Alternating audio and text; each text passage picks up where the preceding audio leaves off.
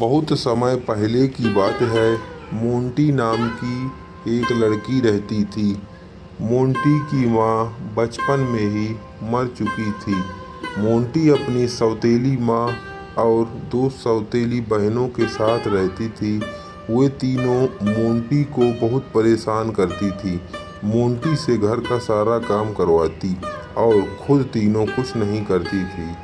एक दिन सभी लोग महल में होने वाले नृत्य समारोह में चले गए और मोंटी को अकेले घर पर ही छोड़ गए।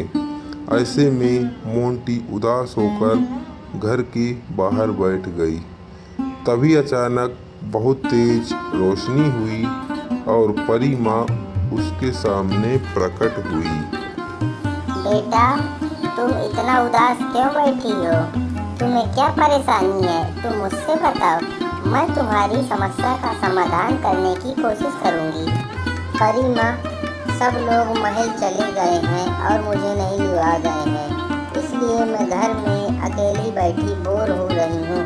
काश मेरे पास भी नए कपड़े होते और नए सैंडल होते तो मैं भी महल के उत्सव में शामिल हो पाती और देख पाती महल का कार्यक्रम कैसे होता है। बस इतनी सी बात को लेकर तुम इतनी उदास हो? और परी माँ ने जादू की छड़ी से मोंटी को एक खूबसूरत राजकुमारी बना दिया। नए कपड़े, नई सैंडल, सब कुछ नया नया कर दिया। मोंटी, अब तुम भी महल जा सकती हो, लेकिन ध्यान रहे आधी रात होने से पहले घर आ जाना, नहीं तो मेरे जादू के कपड़े गायब हो जाएंगे और तुम फिर से अपने असली रूप में आ जाओगी। ठीक है परी माँ, मैं ध्यान रखूंगी। मैं आधी रात होने से पहले ही घर लौट आऊंगी।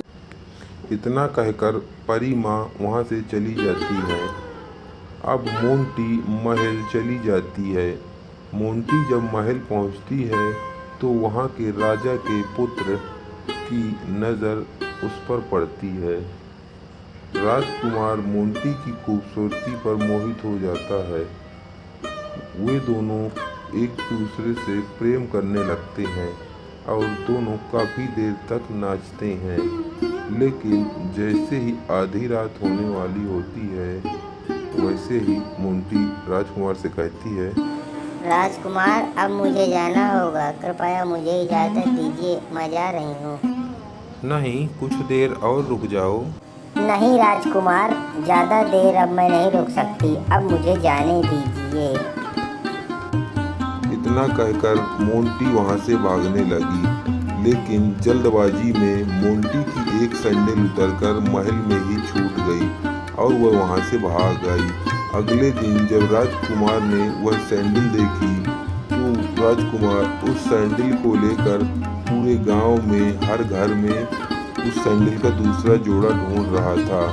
तभी वह धीरे धीरे जाते हुए मोंटी के घर पहुंचा और उसको मोंटी मिल गई। दोनों बहुत खुश हुए और दोनों ने शादी कर लिया।